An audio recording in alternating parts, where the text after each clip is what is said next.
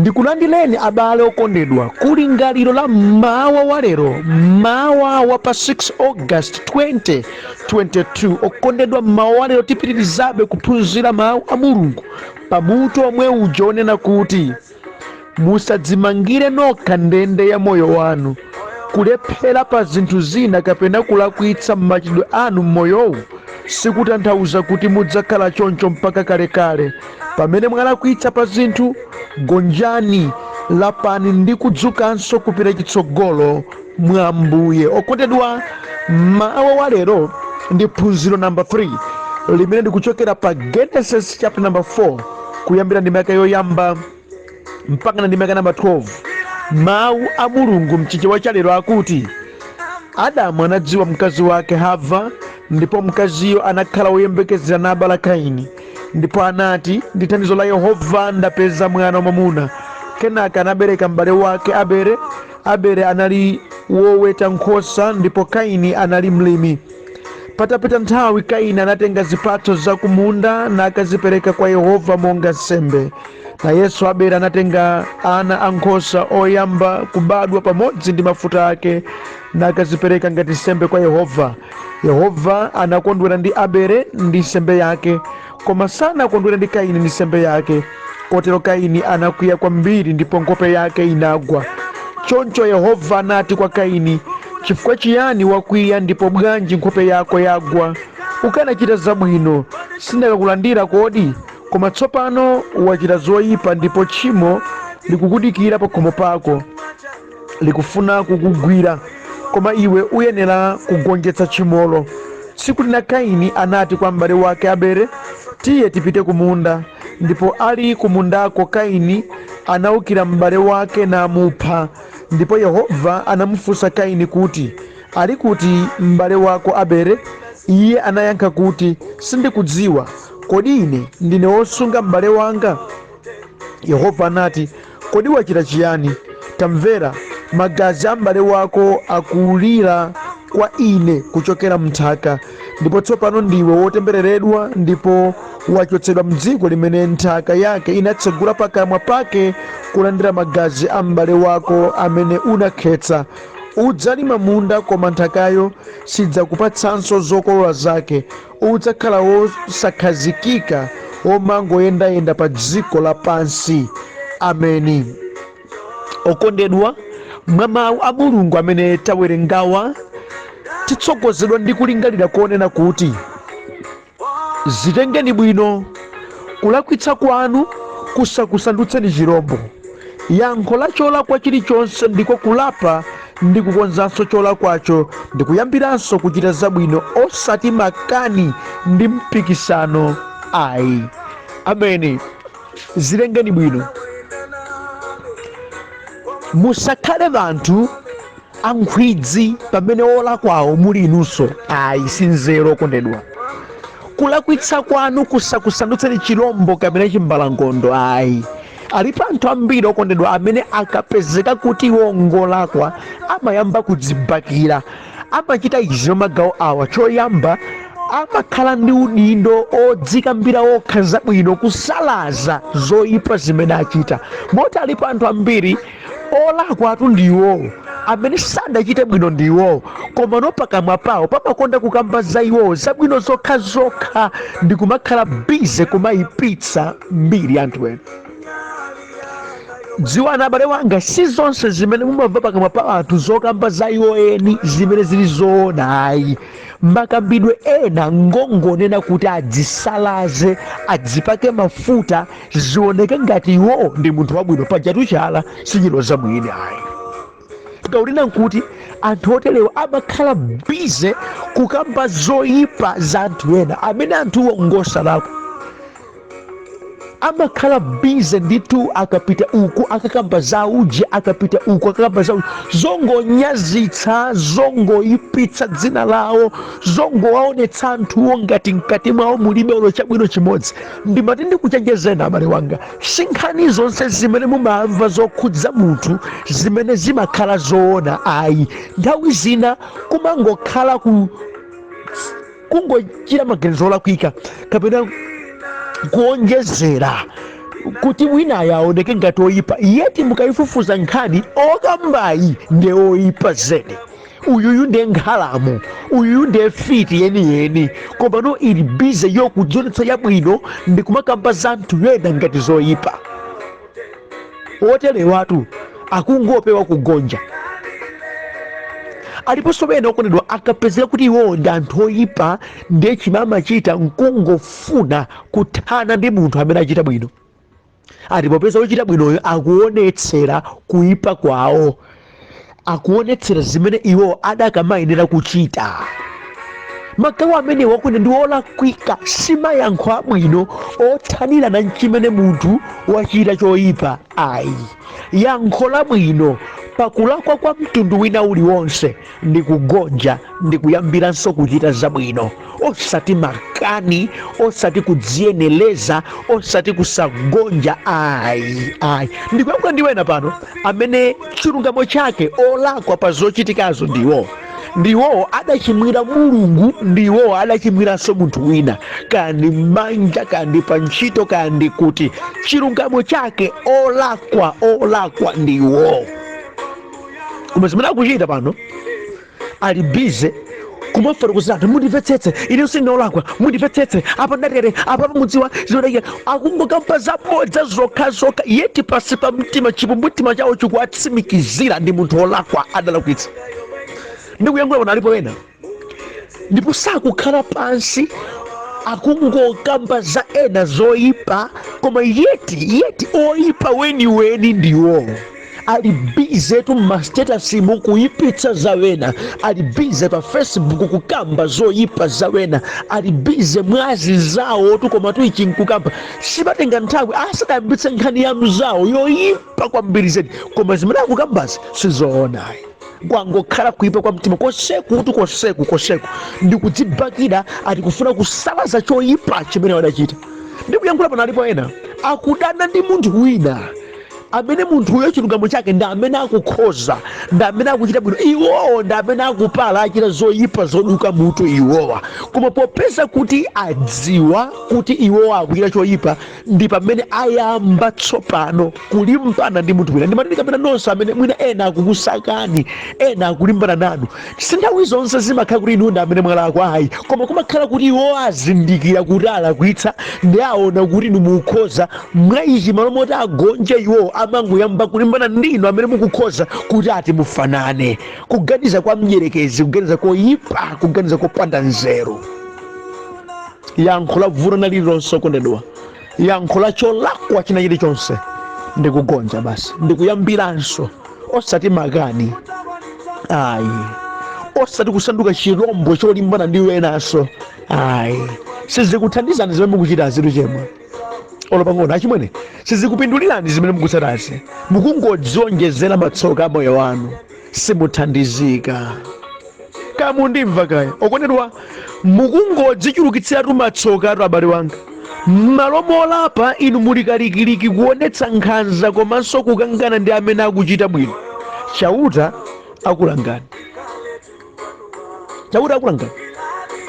M'malo moti mulape pa chimene inu mwapezeka kuti mwalakwa, m'malo mokuti mugonje pa chimene inu mwapezeka kuti mwalakwitsa, koma muli kalikiliki inuyo kusanduka chirombo, kuyamba kumalimbana ndi vena. M'malo molapa inu muli kalikiliki kuonetsa nkhanza, muli kalikiliki inuyo kumakangana ndi amene akuchita bwino, muli kalikiliki okondedwa kunyoza munthu amene akuchita zoyenerera. Okondedwa, mukungodzichulukitsira maso chifukwa chauta sakusiyani, chauta akulangani ndithu chifukwa chimene mukuchitachi nchoyipa. M'malo oyipatu ndinu, oyipa ndinu, olakwayo ndinuyo amene mwalakwitsa.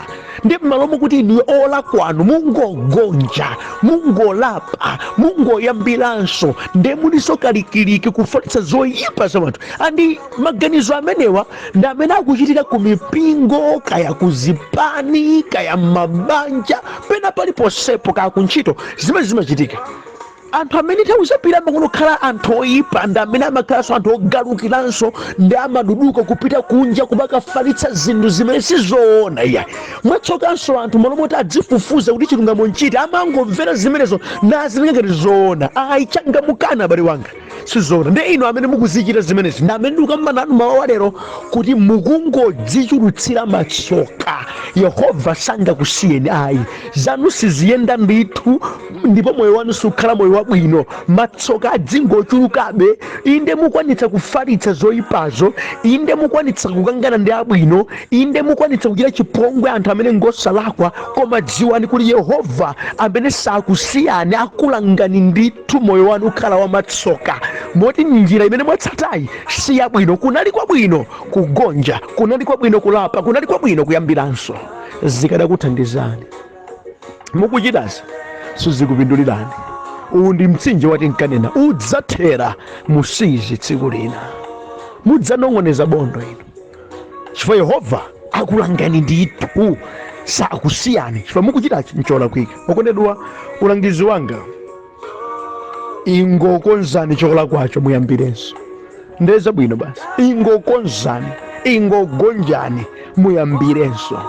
inde mwalakwa simudathere pamenepa, konzani chokolakwachi, pepesani, yambiransoni, lapani kwa Ambuye sindidakhoze Yehova chonde khululukireni ndiyambirenso kwatsopano. ndi Mulungu wabwino amalandira ana wake, amakhululuka. maneba kuti ngati munthu wina alesani mwa Khristu ali wolengedwa watsopano, zinthu zonse zakale zizipita. taonani zakhala zatsopano. ndi Mulungu wabwino sakumbukiranso. kusiyana nkuyamba kunyoza Yehova monga mukuchitiramu, kusiyana nkumanyoza atumiki a Mulungu monga mukuchitiramu, kusiyana nkumalibana ndi mpingo monga mmene mukuchitiramu. simukukhoza, simupindula chifukwa Yehova akulangani. mukungodzichulutsira matsoka. mawu a Mulungu amatawerenga Kaini ndi Abeli, ana a Adamu. onsewa anali magawo awo ochita, wina kulima, wina kuweta nkhosa. yakuna nthawi yoti apereke nsembe. Kaini akupereka nsembe molakwika, Mulungu sakukondwera naye. Abeli wapereka nsembe moyenerera, Mulungu wakondwera naye. chikuchitika ndichi olakwitsayi akukwiya kwambiri zedi, akukwiyira m'bale wake. zatheka bwanji kuti m'bale wangayi akhoza kulandiridwa? Mulungu akondera, wakhala montani? Mulungu akuona choyipa chili mkati mwa Kaini, akumpanga approach. yagwelanji nkhope yako? ukadakhoza iwe sindakakulandiranso kodi? ingokonzani cholakwachi muyambirenso apa, zikuthandizani. koma taona ni tchimo lili pa khomo lufali kugwire, iweyo unene kuligonjetsa. ugonjetsa bwanji tchimoli? pakukonza cholakwa, pakugonja ndi kudzipereka. moyo wanu ukhalanso moyo wabwino. sadamvere upangiri wa Yehova. Kaini akukonza plani yofuna kukamupha m'bale, akusanduka chilombo kukamulipsira m'bale wake mpaka na kumupha. imfa idabwera chifukwa cha nkhanza kusagonja, kuipha mtima kwa Kaini. Mulungu adaona chimenechi, akumfunsa m'bale wake ali kuti, akuyankhanso mwamwano, ndine kodi ndine osunga m'bale wanga ine? Mulungu akuti salimbane, mwazi wa m'bale wako kunthaka ukundilirira ine. wamupha m'bale wako, nawa matemberero pa iwe. adakalandira zowawa izi chifukwa chani Kaini? adakalandira matemberero awo chifukwa chani Kaini? adakana kuyambira. musakuderere kusagonja nkwachabe kukupwetekani kwambiri zedi. taonani muchiyambi cha nkhani ndikuti awiri onsewa adapatsidwa mwayi ofanana wopereka nsembe kwa Ambuye moyenerera, koma kuti mmachidwe ake tsono Kaini adapeze kuti walakwitsa, sadakhoza monga mmene mnzake adachitira. kutanthauza chiyani? moyo waupena zimatha kutheka kusachita moyenerera, kulakwitsapo ndithu zimatha kuchitika. koma kuti munthu ukati walakwitsa usayibe pa cholakwa chako, konza cholakwa chako. usakhale ndi dambisi ndi moyo wako, usadzikwire wekha, usakule mtima, usafune kukhoza pamene walakwitsa. ayi, ngati mwalakwitsa vomerani, yambiransoni. sinzeru kulimbana ndi wena, ayi, dziyang'anireni nokha munachita bwanji. ndikuyankhula ndi wena pano amene kukamba kwa zoonani iwo adalakwitsani. adauyamba bwinobwino ulendo wa banja koma pena alakwitsa, adauyamba bwinobwino ulendo wa chikhristu pena alakwitsa, amagwira ntchito bwinobwino pena alakwitsa.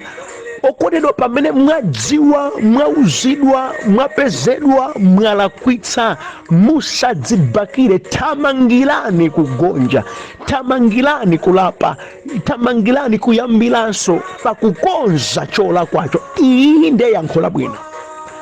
Koma masiku athu ano anthu ambiri tikumatama, tikudzimva, tikudziyenereza, sitikufuna kugonja. Nthawi zonse tikufuna tikhale ife yotsogola, kukhala anthu osalakwapo. Ngati ndinu munthu pena pake ndithu mukhoza kufoka nkulakwitsako monga Kaini adachitira.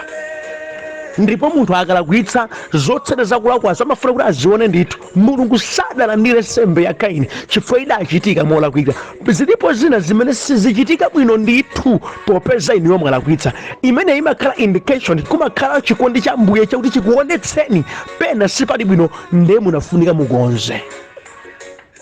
Okondedwa, ndikukuyankhula nini? Ndinu amakani kwambiri zedi, koma mukudziwa kuti no mavuto onse a nyumba mwanuma oyambitsa wake ndinuyo. Pa ofesi pakuti papezeke mavuto, ngalamo yake ndinuyo. Ichi chimumadziwa, wamabodzayo ndinu, inu ndiye vuto, inu zodiac pakamwe, ndipo simukhadwa kampaza bena, muli ndi vuto ndinu. Yankho la vuto lanu ndikulapa basi. Kuimbira ndazanu sikutheka. Yehova angokulangira mponi pamene. Abene, nditamvani munthu amene ali wolakwa akakhala ndi ganilo lineyo sindilapa, amakhala wa mwano. Ndipo mwano umenewu ndi mbewu ya mdierekezi yokamtengera kuchiwonongeko. Pajatu mdierekezi wake ndi kuba, kupha ndi kuwononga, ndipo mbewu imene amadzala ndi kusamva. Alipo anthu ambiri okondedwa amene chilungamo chake adalakwitsa, ndipo amva maulangizo ambiri, akhala m'mabwalo ambiri, adzudzulidwa pa zambiri, koma iwo adadzipatsa mfundo yakuti ineyo ndine, ndimamva zanga zokha, sindingamveza wina aliyense. Amadziyesa nzeru. Njira mukutidutsayi ndi yachiwonongeko imeneyi. Sikulina mudzalira misonzi, si nzeru. Pano pamukudzananga ndinu adolo, koma ndinu munthu opusa zedi. Koma kupusa kwanu sikulira doli, kuli kutsogolo kuonekera sikale ayi. Munthu wina aliyense amene ngakhale walakwitsa koma sakuvomera mu mtima mwake, iyeyo samva sopangidwa. Tamvani, Mulungu weniweniyo akuyankhula naye Kaini, kumudandaulira pa cholakwa chimene wachita kuti akonze. Sadamve chifukwa mkati mwake adadziuza, sindimva ine, ndichita kenakake ndithu, ndichita kenakake ndithu. Inu simuleronso mukugonja inu. Ndikuyankhula ndiwe nandu pano, adayika mpaka na malamulo. Atapeza kuti olakwa ndiwo, koma adayika malamulo. Iwowo ndi olakwa m'banjamo, koma ndi amene pano akuzunza bambo, akuzunza banja. Iwowo ndi amene olakwa m'banjamo, ndi amene akuzunza amayi, ndi amene akuzunza bana. Koma chilungamo chake ndiwo, ndipo alankhulidwa bauthenga ndi amva.